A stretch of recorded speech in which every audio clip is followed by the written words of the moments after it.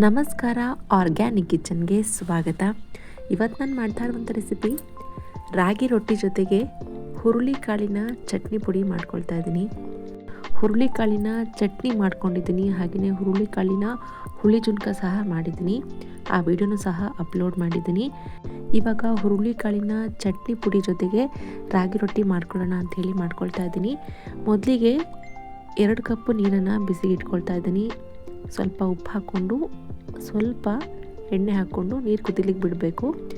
ನೀರು ಕುದೀತಾ ಇರೋ ಟೈಮ್ನಲ್ಲಿ ನಾವೀಗ 2 ಕಪ್ ನೀರಿಗೆ ಒಂದೇ ಒಂದು ಕಪ್ ಆಗುವಷ್ಟು ರಾಗಿ ಹಿಟ್ಟನ್ನು ಹಾಕಿ ಒಂದೇ ಒಂದು ನಿಮಿಷ ಇದನ್ನು ಮಿಕ್ಸ್ ಮಾಡಿಕೊಂಡು ಫ್ಲೇಮ್ನ ಆಫ್ ಮಾಡಿ ಇದನ್ನು ತಣ್ಣಗಾಗಲಿಕ್ಕೆ ಇಟ್ಟರೆ ಆಯಿತು. ಇದು ರೊಟ್ಟಿ ಮಾಡ್ಕೊಳ್ತಾ ಇರೋವಂಥದ್ದು ಕರೆಕ್ಟಾದ ಹದ ಬರುತ್ತೆ. 2 ಕಪ್ಪಿಗೆ 1 ಕಪ್ಪು ರಾಗಿ ಹಿಟ್ಟು. ಈ ರೀತಿ ಮಿಕ್ಸ್ ಮಾಡಿ ಫ್ಲೇಮ್ನ ಆಫ್ ಮಾಡಿ ತಣ್ಣಗಿಟ್ಬಿಡಬೇಕು. ಅದಾಗೋವರೆಗೂ ನಾವಿಲ್ಲಿ ಚಟ್ನಿ ಪೌಡರ್ನ ರೆಡಿ ಮಾಡ್ಕೊಳ್ಳೋಣ. ನಾನಿಲ್ಲಿ 1 ಕಪ್ ಆಗುವಷ್ಟು ಹುರುಳಿಕಾಳನ್ನು ಕಲ್ಲಿಲ್ಲದೆ ಇರೋ ರೀತಿ ಕ್ಲೀನ್ ಮಾಡಿಕೊಂಡು ಒಂದ್ಸರಿ ವಾಶ್ ಮಾಡಿ ಒಣಗಿಸಿಟ್ಕೊಂಡಿದ್ದೀನಿ. ಅದನ್ನು ಈ ರೀತಿ ನಿಧಾನಕ್ಕೆ ಮೀಡಿಯಮ್ ಫ್ಲೇಮ್ನಲ್ಲಿ ಹುರ್ಕೊಳ್ಬೇಕು. ಇದರ ಬಣ್ಣ ಬದಲಾಗುತ್ತೆ, ಸ್ವಲ್ಪ ಚಟಪಟ ಅನ್ಲಿಕ್ಕೆ ಸಹ ಶುರು ಆಗುತ್ತೆ. ಅವಾಗವರೆಗೆ ಇದನ್ನು ಹುರ್ಕೊಳ್ಬೇಕು. ಎಣ್ಣೆ ಹಾಕ್ಕೊಳ್ಬಾರ್ದು, ಹಾಗೆಯೇ ತುಂಬಾ ಕಪ್ಪಗಾಗೋವರೆಗೆ ಮಾಡ್ಕೊಳ್ಬಾರ್ದು. ಇದಿಷ್ಟು ಬದಲಾಗಿದ್ದರೆ ಸಾಕು ಬಣ್ಣ. ಇದಾದಮೇಲೆ ಇದಕ್ಕೆ ಸ್ವಲ್ಪ ಮಸಾಲೆ ರೆಡಿ ಮಾಡ್ಕೊಳ್ಳೋಣ.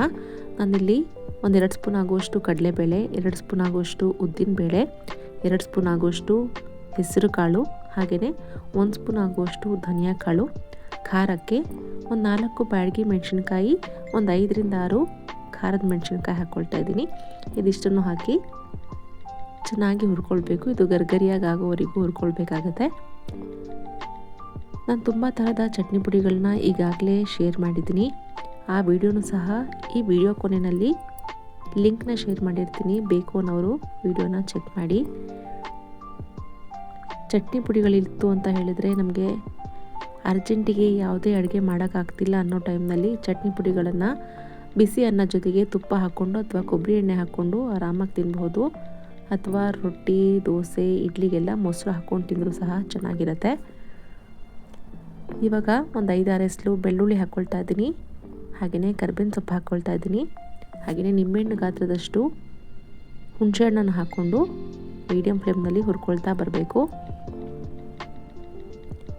ಇದೆಲ್ಲ ಹುರಿದಾದ್ಮೇಲೆ ಕೊನೆಯಲ್ಲಿ 1 ಸ್ಪೂನ್ ಆಗುವಷ್ಟು ಜೀರಿಗೆ ಹಾಕ್ಕೊಳ್ತಾ ಇದ್ದೀನಿ, ಹಾಗೆಯೇ ರುಚಿಗೆ ತಕ್ಕಷ್ಟು ಉಪ್ಪನ್ನು ಹಾಕಿ ಫ್ಲೇಮ್ನ ಆಫ್ ಮಾಡಿ ಹುರಿದು ಇದನ್ನು ತಣ್ಣಗಾಗ್ಲಿಕ್ಕೆ ಬಿಡಬೇಕು.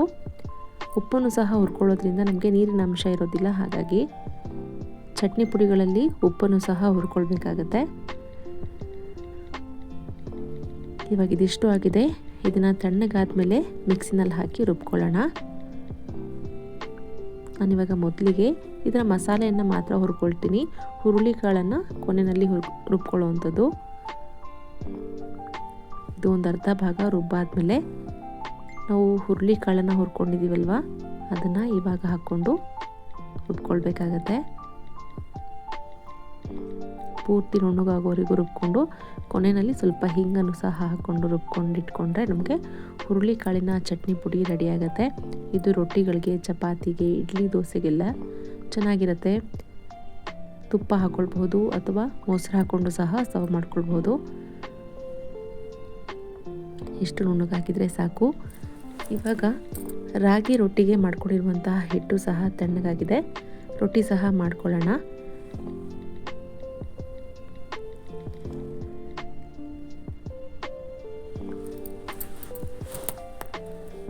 ಸ್ವಲ್ಪ ತಣ್ಣಗಾದ್ಮೇಲೆ ಹದ ಎಲ್ಲ ಕರೆಕ್ಟಾಗಿ ಆಗಿರುತ್ತೆ. ಸ್ವಲ್ಪ ತೆಳ್ಳಗೆ ಅನ್ನಿಸ್ತು ಅಂತ ಹೇಳಿದ್ರೆ ಹಿಟ್ಟನ್ನು ಹಾಕ್ಕೊಂಡು ಮಿಕ್ಸ್ ಮಾಡ್ಕೊಳ್ಬಹುದು. ಇದು ಕರೆಕ್ಟಾಗಿ ಹದದಲ್ಲಿ ಆಗಿದೆ. ಇದಕ್ಕೆ ಚೆನ್ನಾಗಿ ನಾದ್ಕೊಂಡು ಹಿಟ್ಟನ್ನು ರೆಡಿ ಮಾಡಿ ಆನಂತರ ರೊಟ್ಟಿ ಲಟ್ಟಿಸ್ಕೊಂಡು ಮಾಡ್ಕೊಳ್ಳುವಂಥದ್ದು. ಇಲ್ಲಿ ಚೆನ್ನಾಗಿ ಉಬ್ಬಿ ಬರುತ್ತೆ ಈ ರೀತಿ ಮಾಡೋದ್ರಿಂದ, ಹಾಗೆಯೇ ಸಾಫ್ಟಾಗೂ ಸಹ ಇರುತ್ತೆ. ವಯಸ್ಸಾದವರಿಗೆ ರೊಟ್ಟಿ ಗಟ್ಟಿಯಾಗಿತ್ತು ಅಂತ ಹೇಳಿದರೆ ತಿನ್ನಲಿಕ್ಕೆ ಆಗೋದಿಲ್ಲ, ಅಂಥವ್ರಿಗೆ ಈ ರೀತಿ ರೊಟ್ಟಿನ ಟ್ರೈ ಮಾಡಿ. ಸಾಫ್ಟಾಗಿ ಹೂವಿನ ಥರ ಇರುತ್ತೆ. 1-2 ತಿನ್ನೋ ಟೈಮ್ನಲ್ಲಿ 3-4 ತಿನ್ನುವಂಥ ರೊಟ್ಟಿ ಇದು. ಉಬ್ಬಿ ಬರುವಂತಹ ರೊಟ್ಟಿ. ನೀವೇ ನೋಡಿ, ಟ್ರೈ ಮಾಡಿ ಹೇಗಾಯಿತು ಅಂಥೇಳಿ ಕಾಮೆಂಟ್ ಮಾಡಿ. ಚೆನ್ನಾಗಿ ನಾದೋದ್ರಿಂದ ನಾವು ಲಟ್ಟಿಸ್ಕೊಳ್ಬೇಕಾದ್ರೆ ಸೈಡ್ನಲ್ಲಿ ಒಡ್ಕೊಳ್ಳೋದು ಸಹ ಇಲ್ಲ ಈ ರೊಟ್ಟಿ. ಚೆನ್ನಾಗಿ ಸಾಫ್ಟಾಗಿ ನಾದ್ಕೊಂಡು ಅನಂತರ ಸಾಫ್ಟಾಗಿ ಲಟ್ಟಿಸ್ಕೊಳ್ಬೇಕು. ನಾವು ಗೋಧಿ ಹಿಟ್ಟಿನ ಚಪಾತಿ ಲಟ್ಟಿಸೋ ರೀತಿಯಲ್ಲಿ ತುಂಬ ಪ್ರೆಸ್ ಮಾಡಿ ಲಟ್ಟಿಸ್ಕೊಳ್ಬಾರ್ದು. ಸಾಫ್ಟಾಗಿ ಲಟ್ಟಿಸ್ಕೊಂಡು ಈ ರೊಟ್ಟಿನ 1 2 3 ನಿಮಿಷ ಬೇಯಿಸ್ಕೊಳ್ಬೇಕು.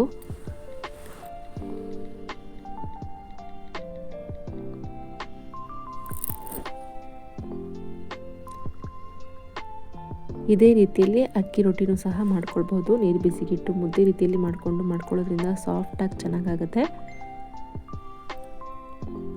ಈ ರೀತಿ ಒಂದ್ಸರಿ ಹಾಕಾದ್ಮೇಲೆ ಮೇಲ್ಗಡೆ ಒಂದು ಒದ್ದೆ ಬಟ್ಟೆಯಿಂದ ಒರೆಸ್ಕೊಳ್ಬೇಕು. ಇಲ್ಲ ಅಂತ ಹೇಳಿದರೆ ಆ ಮೇಲ್ಗಡೆ ಇರುವಂತಹ ಹಿಟ್ಟೆಲ್ಲ ಮತ್ತು ತವ ಎಲ್ಲ ಆಗಿ ರೊಟ್ಟಿ ಕಪ್ಪಗಾಗುತ್ತೆ. ಹಾಗಾಗಿ ಈ ರೀತಿ ನೀರನ್ನು ಒರೆಸ್ಕೊಳ್ಬೇಕು ರೊಟ್ಟಿ ಮೇಲೆ. 1 2 ನಿಮಿಷ ಆದರೂ ನಿಧಾನಕ್ಕೆ ಇದನ್ನು ಬೇಯಿಸ್ಕೊಳ್ತಾ ಬರಬೇಕು. ನೋಡ್ತಾ ಇರ್ಬೋದು ಎಷ್ಟು ಚೆನ್ನಾಗಿ ಉಬ್ಬಿ ಬರುತ್ತೆ ರೊಟ್ಟಿ ಅಂತ ಹೇಳಿ.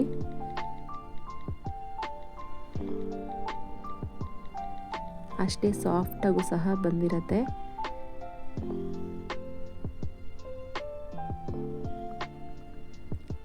ನಮಗೆ ಎಣ್ಣೆ ಬೇಕು ಅಂತ ಹೇಳಿದ್ರೆ ಎಣ್ಣೆ ಹಾಕ್ಕೊಳ್ಬೋದು ಅಥವಾ ತುಪ್ಪ ಸಹ ಹಾಕ್ಕೊಳ್ಬಹುದು.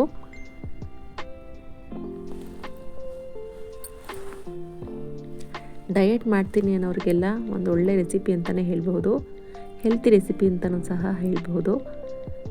ಬ್ರೇಕ್ಫಾಸ್ಟಿಗೂ ಸಹ ಈ ರೆಸಿಪಿನ ಮಾಡ್ಬೋದು ಅಥವಾ ರಾತ್ರಿಗೂ ಸಹ ಮಾಡ್ಕೊಳ್ಬೋದು. ಉಬ್ಬಿರುವಂತಹ ರಾಗಿ ರೊಟ್ಟಿ ಜೊತೆಗೆ ಹುರುಳಿಕಾಳಿನ ಚಟ್ನಿ ಪುಡಿ ರೆಡಿಯಾಗಿದೆ.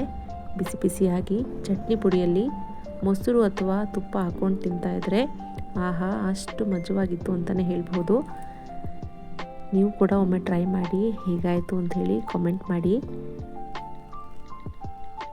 ನೋಡಿ ಎಷ್ಟು ಸಾಫ್ಟಾಗಿ ರಾಗಿ ರೊಟ್ಟಿ ಆಗಿದೆ ಅಂಥೇಳಿ. ಅದ್ರ ಜೊತೆಗೆ ಹುರುಳಿಕಾಳಿನ ಚಟ್ನಿ ಪುಡಿ ಜೊತೆಗೆ ನಾನು ತುಪ್ಪ ಹಾಕ್ಕೊಂಡು ಸರ್ವ್ ಮಾಡ್ಕೊಂಡಿರೋವಂಥದ್ದು. ನನ್ನ ಈ ಚಾನಲ್ನ ಯಾರೆಲ್ಲ ಇದುವರೆಗೂ ಸಬ್ಸ್ಕ್ರೈಬ್ ಮಾಡ್ಕೊಂಡಿಲ್ವೋ ಪ್ಲೀಸ್ ಸಬ್ಸ್ಕ್ರೈಬ್ ಮಾಡ್ಕೊಳ್ಳಿ. ಈ ವಿಡಿಯೋಸ್ನ ನಿಮ್ಮ ಫ್ರೆಂಡ್ಸ್ ಆ್ಯಂಡ್ ಫ್ಯಾಮಿಲೀಸ್ಗೂ ಕೂಡ ಶೇರ್ ಮಾಡಿ. ವಿಡಿಯೋಗೆ ಲೈಕ್ ಹಾಗೂ ಕಾಮೆಂಟ್ ಮಾಡೋದನ್ನು ಮರಿಬೇಡಿ. Thank you.